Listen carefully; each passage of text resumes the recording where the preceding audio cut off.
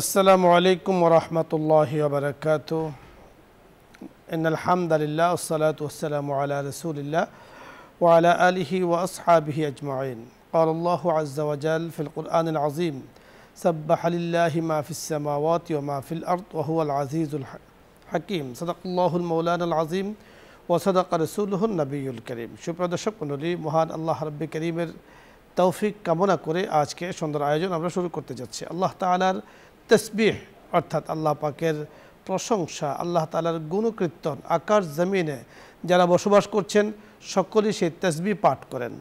তসবিহ পাঠ করেন মানুষ, তসবিহ পাঠ করেন পুকুরের মাছ, আকাশে যে পাখি উড়ন্ত পাখিও আল্লাহ রাব্বুল কারীমের তসবিহ পাঠ করে এবং ফেরেশতাকুল সকলেই আল্লাহ পাকের তসবিহ পাঠ করে।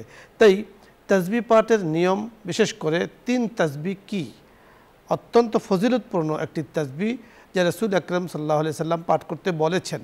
আজকে 3 তসবিহর পরিচয় এবং 3 তসবিহ পড়ার ফজিলত ও তাৎপর্য নিয়ে আলোচনা করবেন বিশিষ্ট ইসলামী চিন্তাবিদ, মিডিয়া আলোচক, মিডিয়া উপস্থাপক, অত্যন্ত সুন্দর আলোচনা করে থাকেন হাফেজ মাওলানা বাইজিদ মোহাম্মদ সালেহ খতিব হযরত মুঈনুদ্দিন চিশতি রহমতুল্লাহ আলাই, জামে মসজিদ জুরাইন, ঢাকা। আসসালামু আলাইকুম ওয়া রাহমাতুল্লাহ।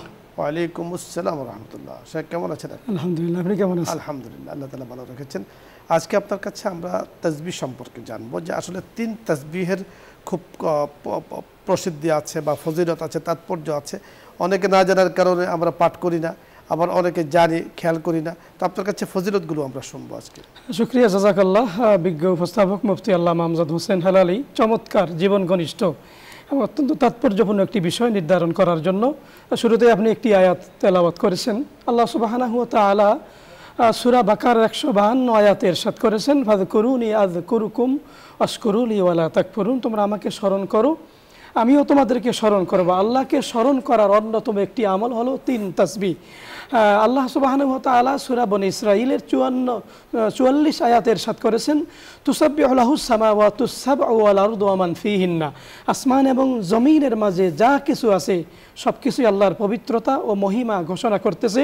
ওয়া ইম মিন শাইইন ইল্লা ইউসাব্বিহু বিহামদিহি ওয়ালাকিন লা তাফকাহুনা তাসবিহাহুম। এবং আল্লাহ বলেছেন এমন কোনো বস্তু নেই, এমন কোনো জিনিস নেই যারা আমার তাসবিহ পড়ে না, যারা আমার প্রশংসা করে না, আমার হামদের সানা বর্ণনা যারা করে না, এমন কোনো বস্তু এই পৃথিবীতে নেই। তো 3 তাসবিহর বিষয় আপনি যেটা বলেছেন, 3 তাসবিহ আমরা যেটা দেখতে পাই সেটা সুবহানাল্লাহ আলহামদুলিল্লাহ আল্লাহু আকবার। 3 তাসবিহ, এটাকে তাসবিহে ফাতিমিয়া বলা হয়, যেটা আল্লাহ রসুল বুখারী শরীফে বর্ণিত হয়েছে। আল্লাহ রসুল বলেছেন তোমরা 5 ওয়াক্ত নামাজের পরে তোমরা এটা পাঠ করো, এটা আমল করো। আমরা দেখতে পাই জান্নাতে যুবতীদের সর্দার হযরত ফাতেমাতুজ জাহরা রাদিয়াল্লাহু তাআলা আনহা, আল্লাহ রসুলের কন্যা তিনি ছিলেন। একদা আল্লাহ রসুলের কাছে তিনি হাজির হলেন, গিয়ে তার পারিবারিক কষ্টের কথা বর্ণনা করলেন। আমার একা কাজ করতে কষ্ট হয়, এজন্য আল্লাহর হাবিবের কাছে একজন কাজের লোক চাইলেন, খাদেম চাইলেন। তখন আল্লাহ রসুল বললেন, আমি তো তোমাকে কাজের লোক দিতে পারবো না, তবে আমি তোমাকে এর চেয়ে উত্তম একটি আমলের কথা বলে দিতে পারি। সে আমলটা কি? সেটা হলো তুমি যখন ঘুমাতে যাবে তখন তুমি পড়বে সুবহানাল্লাহ 33 বার, আলহামদুলিল্লাহ 33 বার, আল্লাহু আকবার 33 বার। এটা পরে তুমি ঘুমাবে, আল্লাহ রাব্বুল আলামিন এর বিনিময়ে তোমাকে একটি গোলাম আজাদ করার সমপরিমাণ সওয়াব দান করবেন। এবং আল্লাহ সুবহানাহু ওয়া তাআলা আল্লাহর রাস্তায় স্বর্ণরৌপ্য দান করলে যেই সওয়াব হবে তার চেয়ে বেশি সওয়াব দান করবেন। সহিহ ইবনে হিব্বানের মধ্যে আসছে সুবহানাল্লাহ 33 বার, আলহামদুলিল্লাহ 33 বার, আল্লাহু আকবার 33 বার যদি পড়ে, বাকি আছে একবার 100 বার হওয়ার জন্য, সেখানে সে কি পড়বে? সেখানে সহিহ ইবনে হিব্বানের মধ্যে আসছে সে যেন পড়ে লা ইলাহা ইল্লাল্লাহু ওয়াহদাহু লা শারীকা লাহু লাহুল মুলকু ওয়া লাহুল হামদু ওয়া হুয়া আলা কুল্লি শাইইন কদির। এই তাসবিহ যেন সে পড়ে। তো তাসবিহ পড়লে কি হবে? ফজিলতটা কি হবে? ফজিলত হবে যে কেউ যদি তাসবিহে ফাতিমি পড়ে বা 3 তাসবিহ সুবহানাল্লাহ আলহামদুলিল্লাহ ওয়া লা ইলাহা ইল্লাল্লাহু আল্লাহু আকবার, এই গেল এক তাসবিহ। দ্বিতীয় তাসবিহ হলো আস্তাগফিরুল্লাহ রাব্বি মিন কুল্লি ওয়া আতুবু ইলাইহি লা হাওলা ওয়া লা কুওয়াতা ইল্লা বিল্লাহিল আলিয়্যিল আযীম। আর তৃতীয় তাসবিহ হলো দুরূদ শরীফ পড়া। তিনটাই খুবই গুরুত্বপূর্ণ। আমরা যদি বলি যে কেউ যদি 3 তাসবিহ পড়ে, শুধু সকালে এবং সন্ধ্যায় নয়, বরং 5 ওয়াক্ত সালাতের পরে যদি কেউ পড়ে, আল্লাহ সুবহানাহু ওয়া তাআলা তার জীবনের গুনাহগুলো ক্ষমা করে দিবেন। এবং সুবহানাল্লাহ, অত্যন্ত চমৎকার গোছালো আলোচনা উপহার দিয়েছেন। দর্শক মণ্ডলী, আমরা শুনতে পাচ্ছিলাম কথাগুলো হাফেজ মাওলানা বাইজিদ মোহাম্মদ সালেহ খুব সুন্দরভাবেই আমাদেরকে কথাগুলো বুঝিয়ে বলছেন যে তসবিহ শব্দের অর্থ হলো গণনা করা, অর্থাৎ আল্লাহ পাকের জিকির আমি গণনা করছি যে হাতের আল্লাহ পাক এত সুন্দরভাবে সাজিয়ে দিয়েছেন, আমার আপনার হাতের মধ্যেই কত চমৎকারভাবে 16টি গিটটা আল্লাহ তাআলা দিয়েছেন। দুবার যখন আমরা পড়ব তখন 32 বার হয়ে যাবে, আর যখন আমি আল্লাহু আকবার সুবহানাল্লাহ 33 বার, আলহামদুলিল্লাহ 33 বার, আল্লাহু আকবার 34 বার এবং লা ইলাহা ইল্লাল্লাহ একবার পড়ব, তো আমার 100 বার পূরণ হয়ে যাচ্ছে। আর 100 বার পূরণ হওয়ার মাধ্যমে যেমনিভাবে তাসবিহে ফাতিমি বলা হয়, যেহেতু আল্লাহ রাসূল সাল্লাল্লাহু আলাইহি ওয়াসাল্লাম অর্থাৎ ফাতিমা রাদিয়াল্লাহু তাআলা আনহাকে বলেছেন যে গোলাম আজাদ থেকেও আল্লাহ পাকের রাস্তায় গোলাম আজাদ থেকেও অধিক ফজিলতপূর্ণ তাৎপর্যপূর্ণ হলো নামাজের পরে 5 ওয়াক্ত নামাজের পরে এই তাসবিহগুলো পাঠ করা। তাহলে পড়তে কিন্তু খুব একটা সময় লাগে না। আমরা যদি হিসেব করি তাহলে 1.5 মিনিট 2 মিনিট বা 3 মিনিট সময় লাগতে পারে, এর থেকে বেশি লাগে না, কিন্তু কত বড় ফজিলত এর দ্বারা পাওয়া যাচ্ছে। দ্বিতীয়ত হলো আমাদের দৈনন্দিন জীবনের বহু সময় এরকম আমরা পার করছি যে সময়গুলো আমরা বেকার অহেতুক লাগব কথাবার্তা বলে পার করছি। এখানে আমি যদি আমার জবানটাকে আমি হেফাজত করি, আল্লাহ রাসূল বলেছেন যিনি জবান হেফাজতের জিম্মাদারি নেবে তো আল্লাহ পাক তার জন্য মহাপুরস্কারের ফয়সালা করবেন। এই জবান আদমিরা জাবা ফাজিহা কুনাত, এই জবান একজন মানুষকে অনেক উপরে নিয়ে যায়, আবার একজন মানুষকে একেবারে অপমানিত লাঞ্ছিত করে একেবারে অতল গহ্বরে নিয়ে যায়।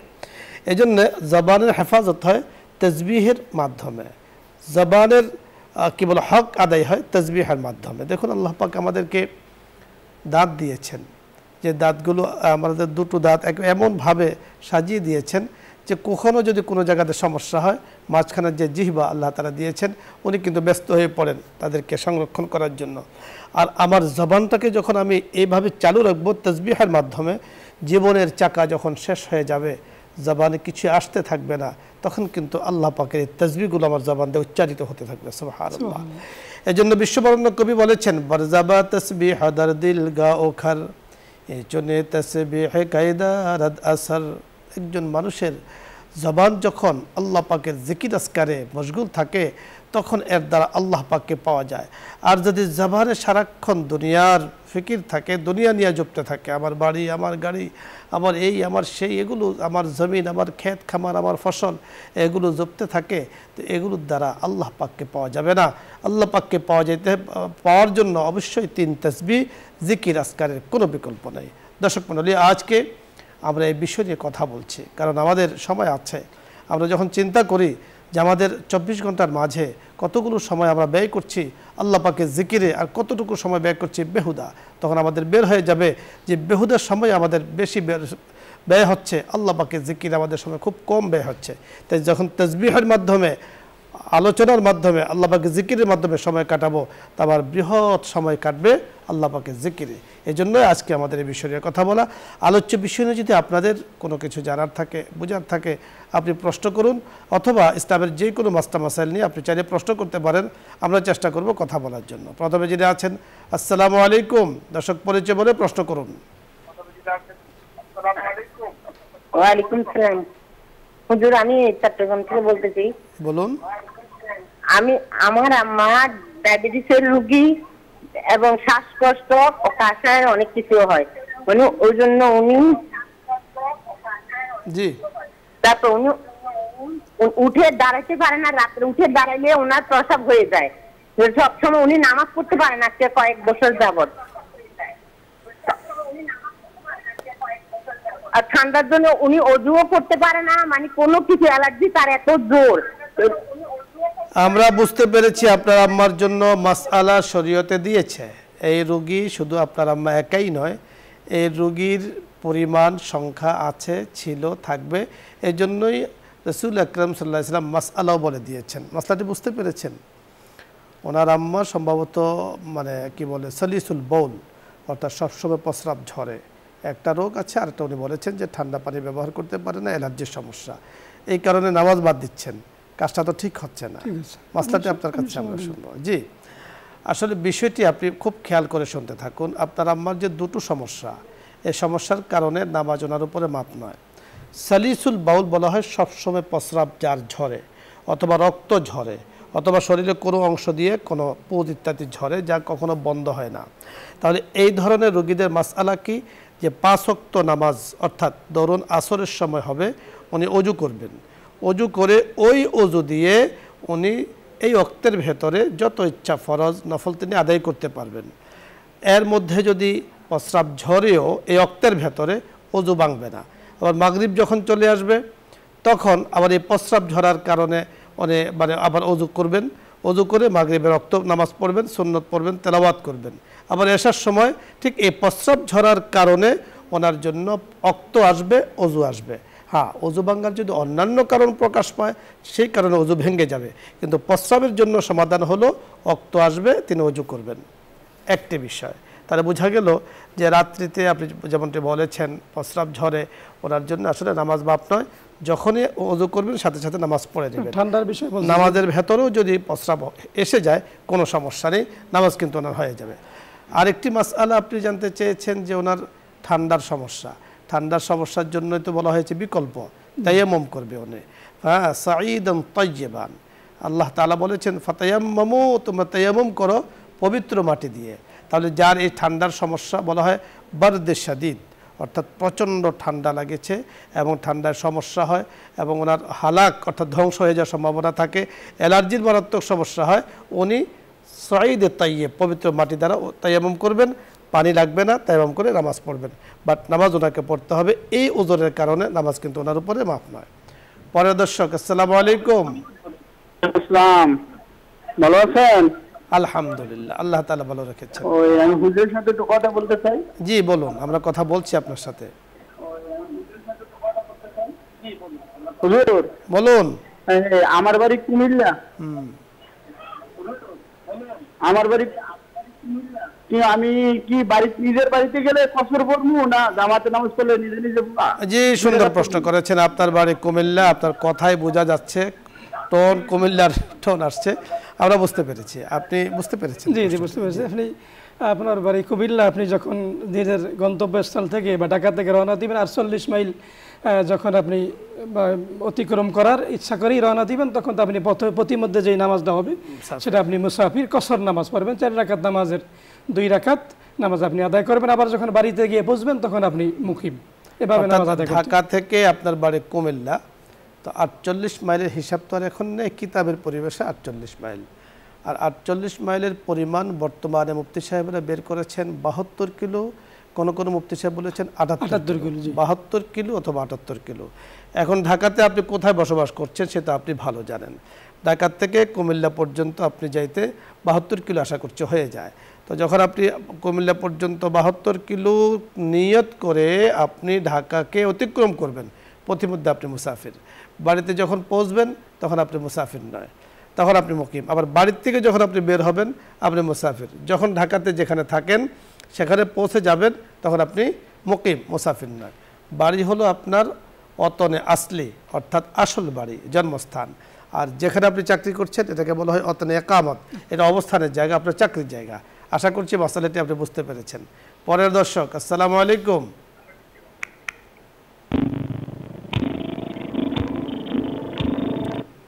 দর্শক শুনতে পেয়েছেন, প্রশ্ন করুন। আসসালামু আলাইকুম হুজুর। ওয়ালাইকুম আসসালাম। হুজুর ভালো আছেন হুজুর? আলহামদুলিল্লাহ, আল্লাহ তাআলা ভালো রেখেছেন। হুজুর আমি একটা চাকরি করি, তো আমি সকালে ডিউটি যাওয়ার সময় আমার বাবা মায়ের কবরের পাশ দিয়ে যাই। তো কবরের পাশ দিয়ে যাওয়ার সময় আমি সালাম দিয়ে যাই, এমনি নামি না, আমি মোটরসাইকেল নিয়ে যাই, ওখানে কবরের জায়গায় নামি না। এতে কি আমার পাপ হবে হুজুর?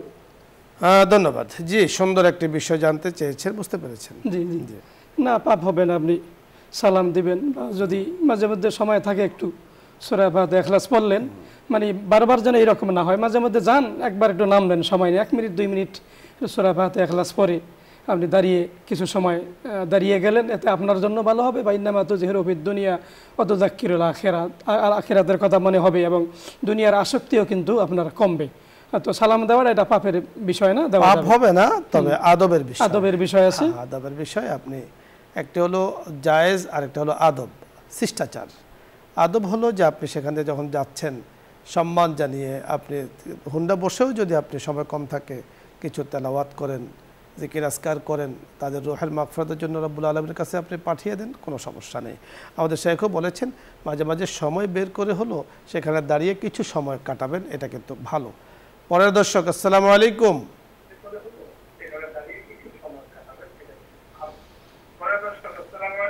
ওয়ালাইকুম সালাম। আসসালামু আলাইকুম। ওয়ালাইকুম আসসালাম, প্রশ্ন করুন।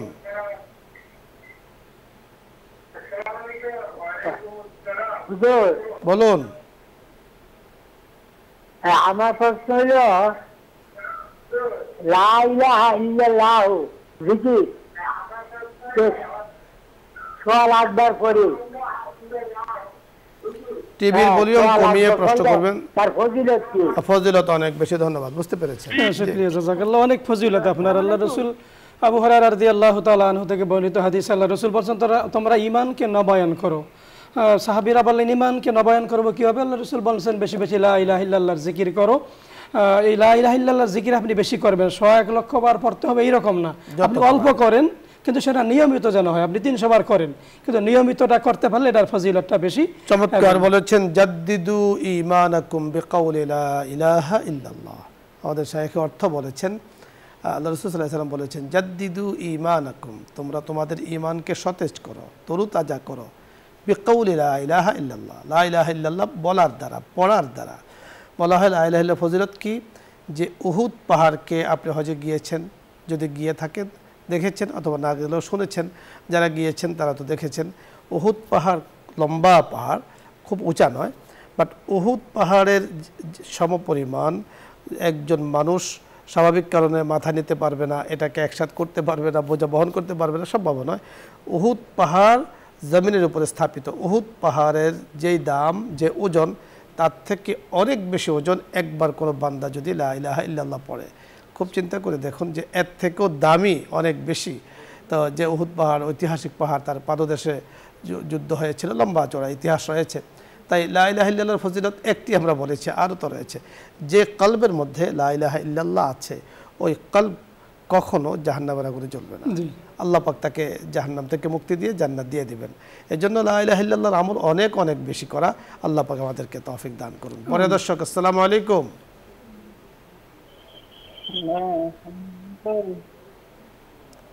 জি দর্শক, শুনতে পেয়েছেন, প্রশ্ন করুন।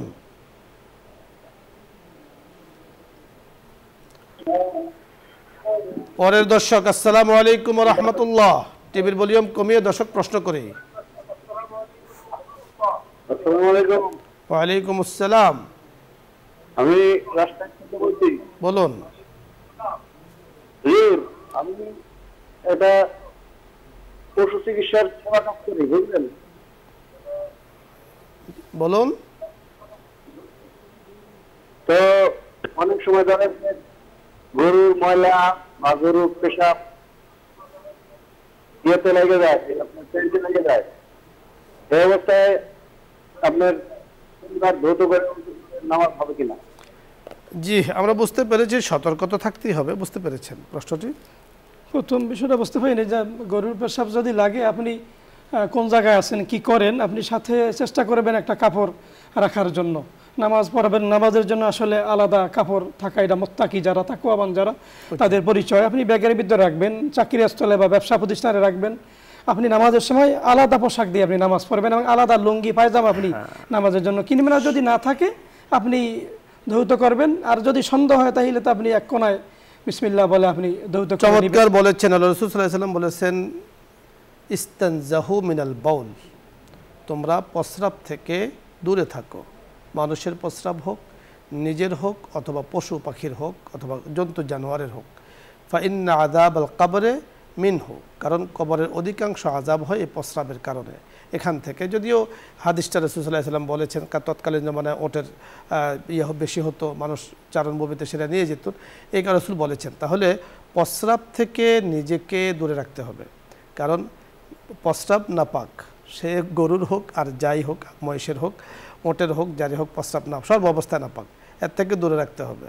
আপনি মানুষ, আল্লাহ পাক জমিনকে সাজিয়েছেন বিভিন্ন ধরনের শ্রেণীর মানুষ দিয়ে, কাজ করতে হবে।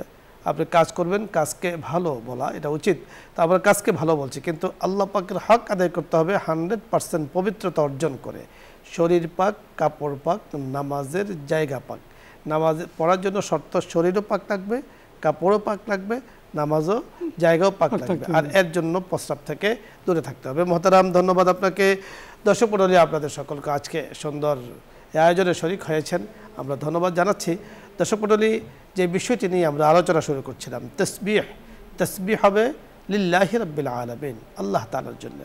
দুনিয়ার আলোচনা যত বেশি করবে তত অন্তর মরে যাবে, আর আল্লাহ পাকের আলোচনা যত বেশি আমার মধ্যে আসবে তত অন্তর জিন্দা হতে থাকবে। এর জন্য শেখ সাদী রহমতুল্লাহ আলাইহি আরেকটি কবিতা বলেছেন, চান্দে গোয়ি বাগে মান বুসতানে মান, এ না গোয়ে গোরে গোরস্তানে মান। আমরা যদি সারাক্ষণ বলি আমার বাগান, আমার বাড়ি, আমার ক্ষেত খামার, আমার গরু, আমার এই সেই, তাহলে কখন আমি বলবো যে এই কবরস্থান আমার, এই কবরস্থানে তো আমাকে যেতে হবে, এই কবরে আমাকে থাকতে হবে অনাদি অনন্তকাল পর্যন্ত। যখন কবরের আলোচনা আমি করব, কবরকে নিয়ে চিন্তা করব, তো দুনিয়ার পাপ থেকে আল্লাহ পাক আমাকে আপনাকে হেফাজত করবেন। দর্শক মণ্ডলী, আলোচনাগুলো আমরা বোঝার চেষ্টা করি। আজকে আপনার সকলকে ধন্যবাদ জানিয়ে আগামী অনুষ্ঠানের আমন্ত্রণ জানিয়ে আজকের মতো বিদায় নিচ্ছি। আসসালামু আলাইকুম ওয়া রাহমাতুল্লাহি ওয়া বারাকাতুহু। দোয়া হবে, দরুদ ইস্তিগফার পাঠ করি। اللهم صل على سيدنا ونبينا وشفيعنا وحبيبنا ومولانا محمد صلى الله عليه وعلى آله وأصحابه وبارك وسلم. استغفر الله. الحمد لله رب العالمين، الصلاة والسلام على سيد الأنبياء والمرسلين وخاتم النبيين وعلى آله وأصحابه أجمعين. بادشاہ جرم مارا درگزار، ما گناہگاری میں تو مرزگار، صالحہ در بندہ عصیہ گشتائم، آخر از کردہ فشیمہ گشتائم، بحر الطف تو پہ پایا بواد، نا امید از رحمت شیطا بواد. یا الہی گر کے دریا اے گناہم، تو میدانی خود ہستے گواہم، گناہ بے عدد رابار بستم، হাজারা বারে তওবা শিকস্তম। ইয়া আল্লাহ, তওবা করছি, মেহেরবানি করে আমাদেরকে আপনি মাফ করে দেন। তওবার উপরে অটল থাকার তৌফিক দান করেন। ইসলাম আমরে প্রোগ্রামকে নিউজ 24 কে আয়োজক বৃন্দদেরকে, মাওলাই করিম কেবল অপারেটর যারা আছেন, আমাদের সাথে যারা যুক্ত আছেন, সকলকে আপনি মাফ করে দেন। বসুন্ধরা পরিবারকে আল্লাহর সাথে যারা যুক্ত আছেন, পরিবারের সদস্যবৃন্দ যারা আছেন, বিশেষ করে চেয়ারম্যান মহোদয়কে মাওলাই করিম ওনার আন্তরিকতা, মোহাব্বত, মায়া, ভালোবাসা, ইয়া আল্লাহ মেহেরবানি করে আয়োজনকে আপনি কবুল করে নেন। মাওলাই করিম মোহাব্বতকে আপনি কবুল করে নেন। মাওলাই করিম দ্বীনের খেদমতকে আপনি কবুল করে নেন। যুগ যুগ ধরে যেন মানুষের দ্বারা উপকৃত হতে পারেন সেই তৌফিক দান করেন। ইয়া আল্লাহ, এই অনুষ্ঠানে বসে দেশের জন্য, জাতির জন্য, তামাম জাহানের উম্মতে মুসলিমের জন্য দোয়া হয়, আমাদের দোয়াকে আপনি কবুল ও মঞ্জুর করে নেন। ইয়া আল্লাহ, অনেক মানুষ ডেঙ্গুতে আক্রান্ত হচ্ছেন, চিকুনগুনিয়াতে আক্রান্ত হচ্ছেন, তাদেরকে আপনি সুস্থতার নিয়ামত দান করেন। ইয়া আল্লাহ, দেশের জন্য খায়র ও কল্যাণের ফয়সালা করে দেন। আসমানি জমিনি বালা মুসিবত থেকে আপনি হেফাজত করেন। ইয়া আল্লাহ, মেহেরবানি করে আমাদেরকে तस्बीह कर पढ़ने वाला बनिए दें, जिक्र करने वाला अपने बनिए दें, क़ल्ब ज़ाकिर दे मुझे और रोने वाली बना दे, क़ल्ब ज़ाकिर दे मुझे और रोने वाली बना दे, ताकि मैं रोता रहूँगी तेरे रज़ा की वास्ते। आमीन बिहुर्मत सय्यदिल मुरसलीन। अल्हम्दुलिल्लाहि रब्बिल आलमीन।